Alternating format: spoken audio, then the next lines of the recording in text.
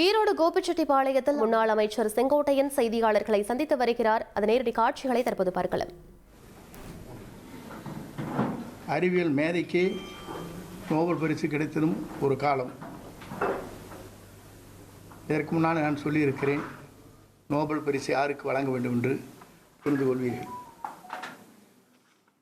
எங்களை பொறுத்தவரையிலும் இன்று பத்திரிகை நண்பர்களை சந்திப்பதற்கு காரணமே, நான் பத்திரிகையின் மூலமாக அனைத்து இந்திய அண்ணா திராவிட முன்னேற்றக் கழகம் மீண்டும் வெற்றி பெற வேண்டும், பிரிந்தவர்கள் ஒன்று சேர்க்கப்பட வேண்டும் மற்றும் தங்களுடைய பல பேர் அமைதியாக இருக்கின்றவர்கள் இணைக்கப்பட வேண்டும்.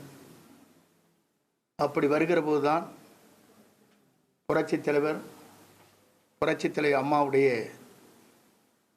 கனவை மீண்டும் தமிழகத்திலே உருவாக்குவதற்கு அது ஏதுவாக இருக்கும் என்று கருத்துக்களை நான் வெளியிட்டேன். அதற்கு பிறகு என்னை கழக பொறுப்பிலிருந்து விலக்கப்பட்டது. ஆனால் புரட்சித் தலைவர் அம்மா காலத்தில் 2009 இன்றைய பொதுச் செயலாளரையே கழகத்தில் அனைத்து பணிகளும் விளக்கினார்கள். அதேபோல 2012 அம்மா ஆட்சியில் இருக்கிற போது என்னையும் கழக பணியிலிருந்து விளக்கினார்கள். ஆனால் அதற்கு பிறகு அம்மா அவர்கள் நம்மை சுற்றி இருக்கின்ற யாரையும் விளக்கவில்லை, அவர்களை அரவணைத்து சென்ற வரலாறுகள் இருக்கிறது. இன்றைக்கு அந்த நிலை இல்லை.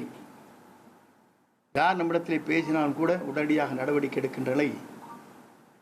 இது இயக்கத்தை பலவீனப்படுத்துவது மட்டுமல்ல, தன்னை சுற்றி இருக்கின்றவர்களை பலவீனப்படுத்துகிற போது அது யார் செய்கிறார்களோ அவரும் பலவீனம் அடைகிறார்கள். இதுதான் வரலாறு. நான் கூறியது அன்றைக்கு தெளிவாக பத்திரிகை நண்பர்களுக்கு சொல்லியது,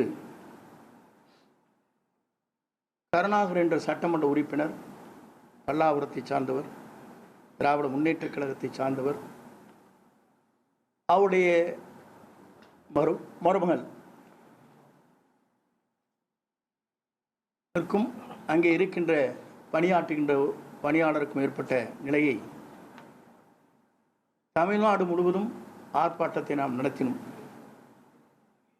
அதற்கு பிறகு நாம் என்ன சொன்னோம் என்று சொன்னால், இதற்கு சிபிஐ விசாரணை தேவை என்று வலியுறுத்தினோம். எதற்கெல்லாம் சிபிஐ விசாரணை வேண்டும் என்று நாம் வலியுறுத்தி கொண்டிருக்கிற போது, கொடநாட்டிலே நடைபெற்ற கொலைகளை பற்றி இதுவரையிலும் குரல் கொடுக்கப்பட்டிருக்கிறதா?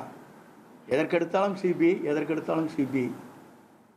ஆனால் நம்மை வாழ வைத்த, அங்கே வாழ்ந்து கொண்டிருந்த புரட்சித் தலைவர் அம்மாவுடைய அந்த கொடநாட்டில் ஏற்பட்டிருக்கிற கொள்ளைக்கு ஒரு நாளாவது சிபிஐ விசாரணை வேண்டும் என்று குரல் கொடுக்கப்பட்டிருக்கிறதா என்பதை நான் தெரிந்து கொள்ள விரும்புகிறேன். ஏனென்று சொன்னால், பி டீம் என்று என்னை பற்றி சொன்னார்கள். யார் பி டீமாக இருக்கிறார் என்பது இதன் மூலமாக நீங்கள் புரிந்து கொள்ள வேண்டும். அது மட்டுமல்ல, 3 முறை அம்மா இருக்கின்ற போதும், அம்மா மறைவுக்கு பிறகும் ஓபிஎஸ்ஐ மட்டும்தான் முதலமைச்சராக அருகிலே அமர்த்தினார். ஏன் உங்களை அமர்த்தவில்லை முதலமைச்சராக என்ற கேள்வி நான் இங்கே கேட்க விரும்புகிறேன். ஏனென்று சொன்னால், நான் முதலமைச்சர் ஆனதற்கு பிறகுதான் இவருக்கு அமைச்சரவை இடம் தந்தேன் என்று சொன்னார்கள். எங்களை போன்றவர் இவர் முன்மொழிவில்லை என்று சொன்னால் இவர் முதலமைச்சரே ஆயிருக்க முடியாது. இவர் அம்மா மூலமாக 3 முறை முதலமைச்சரானவர் ஓபிஎஸ். ஆனால் இவரை பொறுத்தவரையும் கொல்லப்புற வழியாக முதலமைச்சரான என்பது நாடறிந்த ஒன்று. நான் எதற்காக சொல்கிறேன் சொன்னால், இன்று என்னை கொச்சைப்படுத்துவதற்கு நான் தான் அவருக்கு அமைச்சர்கள் இடம் தந்தேன் என்று சொல்வது வேதனையளிக்கக்கூடிய ஒன்றாக இருக்கிறது. கடந்த காலத்தை நான் சொல்ல விரும்பவில்லை, அது சொல்வதும் சரியாக இருக்காது. நான் ஆரம்பிக்க வேண்டும் என்று சொன்னால் 89 81 ஆரம்பிக்கலாம். ஆனால் அதை நான் விரும்பவில்லை. ஏனென்று சொன்னால் ஒரு தகுதியான இடத்திற்கு வந்ததற்கு பிறகு ஒருவரை பற்றி விமர்சனம் செய்வது ஜனநாயக மரபாக இருக்காது. என்னை இவர் சொல்லியிருக்கிறார், இந்த தொகுதியை பொறுத்தவரை 45 ஆண்டு காலம் சிற்றரசை போல வாழ்ந்தாரே தவிர மக்களுக்கு எந்த பணியும் ஆற்றவில்லை என்று சொல்லியிருக்கிறார். உங்களிடத்திலே மிக விரைவிலேயே ஒவ்வொரு அமைப்பை சார்ந்தவர்களும் என்னை எப்படி பாராட்டி இருக்கிறார்கள், எப்படி உன்னுடைய பணிகள் அமைந்திருக்கிறது என்பதை பல்வேறு சங்கங்கள், வேளாண்மையில் இருக்கின்ற விவசாயிகள் பாராட்டியதும், அதே போல இன்றைக்கு சமூக ஈடுபாடுகளில் இருக்கின்ற நம்முடைய ஈரோட்டை சார்ந்திருக்கிற பல்வேறு சமூக அமைப்புகள் பாராட்டி கடிதங்கள் எனக்கு எழுப்பப்பட்டிருக்கிறது. கடுமையான உழைப்பின் காரணமாக இந்த தொகுதியை வளமான தொகுதியாக நீங்கள் மாற்றியிருக்கிறீர்கள் என்று நான் அவரிடத்திலே பாராட்டுதலை பெற்றிருக்கிறேன். இவர் சொன்னது எனக்கு மிகவும் வேதனை அளிக்கக்கூடிய ஒன்று.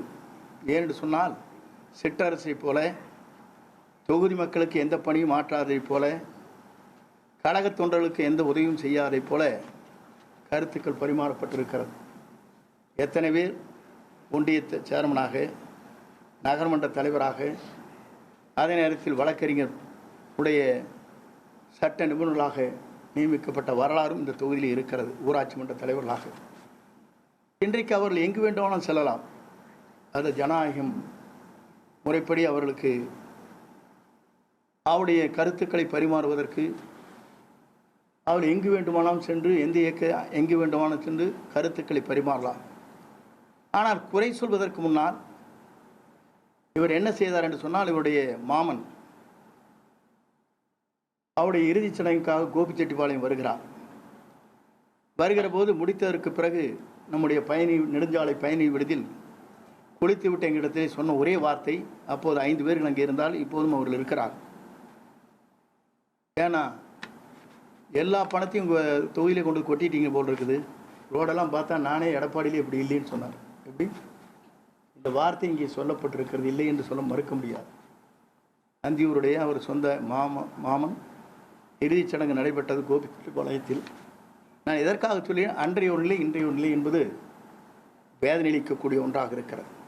1,24,00,000 மனங்களை வென்ற தந்தி டிவி யூடியூப் சேனல். தவிர்க்க முடியாத தம்ப்நெயில்ஸ், கலக்கலான கான்டென்ட்ஸ். நீங்களும் இந்த குடும்பத்தில் இணைய இப்பவே சப்ஸ்கிரைப் பண்ணுங்க. அசுரபலம் கொண்ட எங்கள் டிஜிட்டல் கரங்களில் உங்கள் விளம்பரங்களை சேர்க்க வாட்ஸ்அப் பண்ணுங்க. 8939888378. Email advttanditv@dttv.in.